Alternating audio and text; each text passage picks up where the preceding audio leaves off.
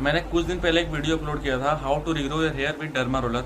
उसमें एक कमेंट आता है कि जो मेरा हेयर लाइन है वो बहुत ज़्यादा पीछे जा चुका है एंड हम बहुत ज़्यादा टेंस्ड रहते हैं इस बात को लेके। उसके बाद हम उनका जो एज वो पूछे कि आपका एज कितना हो रहा है।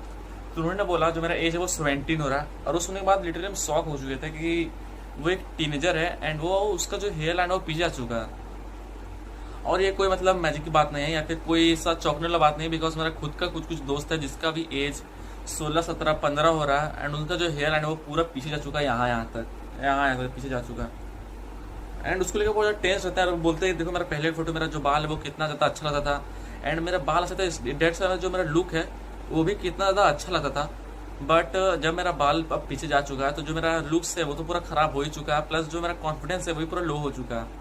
एंड ये बात को देखते हुए हम इसलिए ये थोड़ा वीडियो बना रहे हैं जो कि थोड़ा ज़्यादा डीपली होगा एंड थोड़ा अच्छा से हम बात करेंगे कि अपने जो हेयर लॉस है उसको जो टीनेज में अगर हो रहा है तो उसको कैसे रोक सकते हैं एंड उसको कैसे रिग्रो करा सकते हैं। रिग्रो तो बहुत देर बाद देखेंगे, अब उसको रोक कैसे, तो यही बहुत बड़ा बात है। तो देखो अगर आपका जो बाल टीनेज में जा रहा है इट मीन्स जो आपका बाल जा रहा है वो कोई नॉर्मली नहीं है या फिर कोई आम बात नहीं है, बिकॉज जो नॉर्मल बाल होता है जब का हेयर लाइन होता है वो 25 की उम्र में एटलीस्ट शुरू होता है रिसीड होना। नॉर्वुड 1 नॉर्वुड 2 स्टार्ट हो जाता है। नॉर्वुड क्या होता है, तो नॉर्वुड यार होता है बाल का स्टेज। नॉर्वुड जो 1 होता है वो बहुत लोगों को पैदाइशी भी होता है एंड नॉर्वुड 1 बहुत ही कॉमन लोग को हो जाता है 20s में आते आते, ठीक है। बट प्रॉब्लम तब होता है जब वो नॉर्वुड 3, 4 जाता है तब उनका विजिबल होने लगता है। एंड अगर आपका नॉर्वुड 1 या 2 है तो आप थोड़ा सेफ हो, इस वीडियो को अगर देखोगे तो शायद आप बहुत कुछ इंप्रूव कर सकते हो। और हम बात करें कि आपका जो हेयर लॉस है क्या वो जेनेटिकली है भी या फिर वो जेनेटिक नहीं है या फिर वो आपका गलती है। बिकॉज आपका जो हेयर लॉस अगर वो टीनेज में हो रहा है इट मीन्स वो आपका गलती है 98%। अब हम चलते हैं सीधे सीधे अच्छा से बात करेंगे इस टॉपिक के ऊपर। तो आपको पहले पता करना है कि आपका जेनेटिक हेयर लॉस है या फिर नॉर्मल। इसको हम पता कैसे करेंगे, आपको कुछ नहीं करना, आपको सिंपली अपने पापा पास जाना, उनसे पूछना कि जो आपका हेयर लॉस है वो किस उम्र में हुआ था। अगर वो बोलते हैं 20 से पहले मतलब 1920s के समय में हुआ इट मीन्स आपका हेयर लॉस 98% चांस है आपको जेनेटिक है। और अगर वो बोलते 25 प्लस या 30 प्लस जब हुए थे उसके बाद हमको लगा कि हाँ मेरा हेयर रंग पीछे जा रहा है, इट मीन्स जो आपका हेयर लॉस टीनेज में हो रहा है वो तो आई एम कन्फर्म कि आपका हेयर लॉस जेनेटिकली नहीं है, इट मीन्स वो आपका गलती वजह से हो रहा है, ठीक है।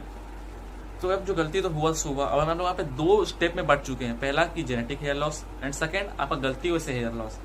सबसे पहले हम लोग बात करेंगे इस नॉर्मल जेनेटिक हेयर लॉस कि अगर आपका जो हेयर लॉस वो जेनेटिकली हो रहा है तो उसके लिए क्या सॉल्यूशन है। देखो सबसे पहले तो अपना पुराना फोटो उठाना, एटलीस्ट 3 से 4 महीना पहले का फोटो एंड उस समय का हेयर लाइन चेक करना एंड अभी का हेयर लाइन चेक करना कि उसमें कितना डिफरेंस है। बिकॉज जो हेयर लाइन होता है ना वो 2 तरह का होता है, एक होता है मैच्योर हेयर लाइन और एक होता है हेयर लाइन रिसीडिंग। अगर आप गौर करोगे तो आपका जो बचपन में हेयर लाइन है वो पूरा यहाँ तक होगा। एक बच्चे का हेयर लाइन यहाँ तक होता है, पूरा यहाँ तक बाल होता है। बट जब वो बड़े होते हैं तो जो हेयर लाइन है वो सेपरेट मैच्योर हेयर लाइन बन जाता है। एंड मैच्योर हेयर लाइन मतलब वो एक वी शेप का बन जाएगा एंड वो भी थोड़ा सा रिसीड होता है, उसको हम लोग बोलते हैं मैच्योर हेयर लाइन।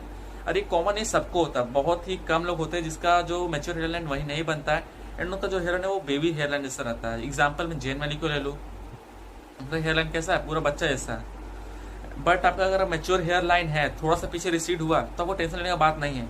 बट आपको जो डिफरेंस दिखाई दे रहा है वो बहुत ज़्यादा डिफरेंस दिखाई दे रहा है अपने बालों में, इट मीन्स आपका जो हेयर लाइन इशू है बहुत ज़्यादा है एंड जेनेटिक हेयर लॉस आपको बहुत ज़्यादा गंदा वाला आपको इफेक्ट कर रहा है। एंड जेनेटिक हेयर लॉस बोल सकते हो डीएसटी वैसे होता है। डीएसटी क्या होता है, तो एक टेस्टोस्टेरोन होता है जो जेनेटिकली आपको मिलता है। अगर आपका बॉडी के अंदर डीएसटी की मात्रा ज़्यादा है तो आपका जो हेयर लॉस है वो भी बहुत ज़्यादा होगा एंड हेयर रिसीडिंग वो और तेज़ी से होगा। तो आपको मेन ध्यान तो यहाँ देना है कि अगर आपको जेनेटिक हेयर लॉस है कि आपको जेनेटिक हेयर लॉस मीन्स तो आपको जो मेन ध्यान देना है ना तो वो देना है अपने डाइट के ऊपर कि आपको डीएसटी ब्लॉकर फूड इंक्लूड करना है। ऐसा खाना जो डीएसटी को ब्लॉक करे ना कि डीएसटी को ज़्यादा बनाए। तो ऐसा क्या खाना जो डीएसटी को ज़्यादा बनाता है ये जानते हैं, जैसे मैदा हो गया, आपको फ्राइड फूड तला हुआ खाना जो रिफाइंड में हो गया, या फिर बोल सकते हो मीठा खाना, कोल्ड ड्रिंक्स, ये सब बहुत ज़्यादा इफेक्ट करता है, आपको डीएसटी को बढ़ाता है। एंड अब बात करते हैं डीएसटी को ब्लॉक वाला फूड कौन सा खाना। और डीएसटी ब्लॉक फूड करने के लिए सबसे आप ले सकते हो एक सप्लीमेंट भी आता है डीएसटी ब्लॉकर फूड का, डीएसटी ब्लॉकर ये कैप्सूल।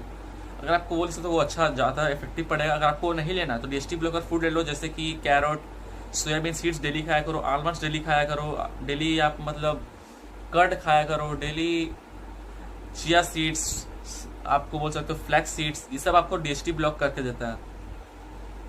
जरूरी नहीं कि आप सभी खाओ पर डे, आप डेली 2 से 3 चीज़ खाया करो, काफ़ी है। इसे सोयाबीन खा लो, सोयाबीन, हाँ सोयाबीन भी आपको, सोया प्रोडक्ट जो होता है वो भी DHT ब्लॉक करके देता है।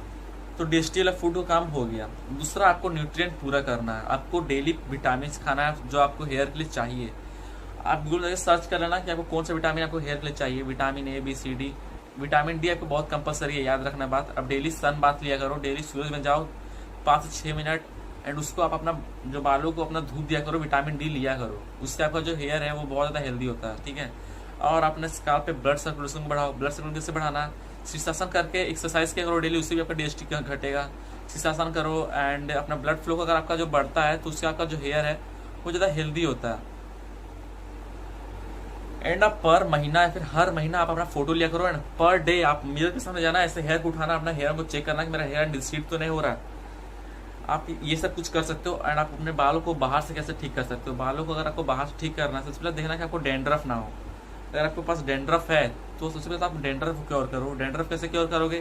कोई अच्छा सा शैम्पू लेके, ज़्यादा हार्ड शैम्पू मत लेना, हम किसी का नाम नहीं लेंगे कोई शैम्पू, बिकॉज ये स्पॉन्सर वीडियो नहीं है। आप कोई भी ऐसा शैम्पू लेना जो कि एंटी डेंड्रफ शैम्पू होगा, उसको लगाओ एंड अपनी डेंड्रफ कंप्लीट क्योर करो, बिकॉज डेंड्रफ से भी हेयर लॉस इनडायरेक्टली होता है, ठीक है। सेकेंड बात आता है कि आपको अपने बालों को एटलीस्ट वीक में 2 से 3 बार आपको क्लीन तो करना ही करना है, बिकॉज अगर आपका स्काल्प ही क्लीन नहीं होगा तो जो आपका बाल है वो कैसे अच्छा होगा? आप समझ सकते हो ना। तो अपने बालों को क्लीन करना एंड उसको जड़ों को क्लीन करना, एंड ऑयलिंग आप डेली हफ्ता में 2 या 3 बार करना। शैम्पू से पहले एक 40-45 मिनट के लिए अपना ऑयलिंग कर लो, वही बहुत बेस्ट है। एंड उसको आप रूट में लगाना, ना कि बालों के ऊपर रूट में लगाना। तो ये तो क्या genetic hair loss. And second बात है, अगर आपको हेयर लॉस जेनेटिकली नहीं है, वो कोई गलती वजह से हो रहा है, तो आपको ज़्यादा कुछ करने की जरूरत नहीं है। आप अपना डाइट को इम्प्रूव करो, बाहर चीज़ खाना कम करो, मैदा का सामान मत खाया करो, तला हुआ खाना मत खाओ। अगर डायरेक्टली बोलो तो बाहर खाना मत ही खाओ, शुगर फूड का मत खाया करो, कोल्ड ड्रिंक मत पिया करो, कुछ दिन आप परहेज करो। एंड न्यूट्रिएंट फूड आप ऐड करो, जैसे कि है फ्रूट्स खाया करो डेली, सलाद खाया करो डेली, सन बाथ लिया करो, सोया फूड खाया करो, सोया सीड्स या फिर सोया चंक्स, आप ये सब खाओ। एंड बाहर चीज़ वही भाई अपना शैम्पू से क्लीन किया करो। एंड अगर आपका मैच्योर हेयर लाइन है तो टेंशन मत लेना, बिकॉज मैच्योर हेयर लाइन बहुत ही कॉमन चीज़ है, ठीक है। एंड देखो ये तो बहुत ही बेसिक चीज़ है, आप यही सब कर सकते हो। आप इसके अलावा आपके पास कोई उपाय नहीं है करने का, ठीक है। अगर आपको जेनेटिक हेयर लॉस है या फिर नहीं है, आपके पास कोई उपाय नहीं है, इससे आप डिले कर सकते हो अपने बालों को। जैसे कि अगर आपको बाल उड़ रहा है तो उसको अगर आप करते हो तो इससे आपका जो बाल है वो रुक जाएगा एक समय के लिए, एंड बहुत ही धीरे धीरे उड़ेगा। मतलब जो आपका बाल 25 में जाना चाहिए था वो शायद 35 तक जा सकता है, 15 डिले हो सकता है। और अगर आपका बाल उड़ ही नहीं रहा, आप पहले से प्रिकॉशन ले रहे हो, तो ये तो आपके लिए बहुत अच्छा बात है। जो आपका बाल 20 से 22 में जाएगा तो उसको आप बहुत ज़्यादा डिले कर सकते हो, ये बहुत ही अच्छा बात है। एंड जहाँ तक मुझे पता है, जो बाल है वो लड़का में एक एकलौता ऐसा चीज़ है जो कि आपके ऊपर निर्भर नहीं करता, वो आपके पेरेंट्स के ऊपर निर्भर करता, वो आपके DNA या फिर बोल सकते हो जेनेटिकली निर्भर करता है। भले कितना ही मेहनत करो, अगर आपका जेनेटिक खराब है तो आप कुछ नहीं कर सकते हो। बिकॉज अब एग्जाम्पल है शाहरुख खान का, ऐसा थोड़ी है कि भाई वो बचपन से इतना अमीर था, बचपन से इतना केयर किया करता था, बट अभी देख लो उसका बाल कितना अच्छा है। समझ लो, जेनेटिक बहुत ज़्यादा मेजर रोल प्ले करता है। आप कुछ भी कर लो, बस आप उसको डिले कर सकते हो। बिकॉज अगर आपका जो हेयर लॉस है अगर वो टीनेज में हो रहा है तो बहुत ही खराब लगेगा। मतलब टीनेज एक ऐसा एज है ना कि आपका लुक्स पे बहुत ज़्यादा मैटर करता है, लुक्स बहुत ज़्यादा मैटर करेगा। डेट्स अपना हेयर पे ध्यान करा करो।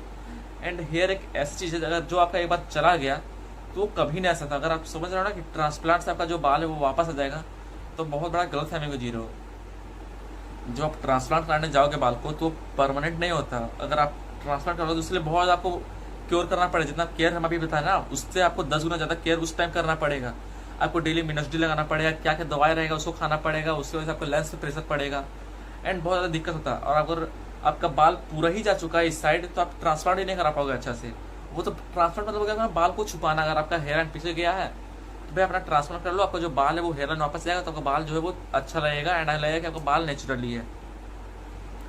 एंड आप हेयर पैच लगा सकते हो, बट जो मजा रियल बाल है वो आपको कोई विग लगा के नहीं दे सकता। तो ये सिंपल सा बेसिक चीज़ है, अगर आप इसको आप फॉलो करते हो तो शायद क्या 100% श्योर है कि इससे आपको जो हेयर लाइन है वो बचेगा एंड आपको डिले मिलेगा।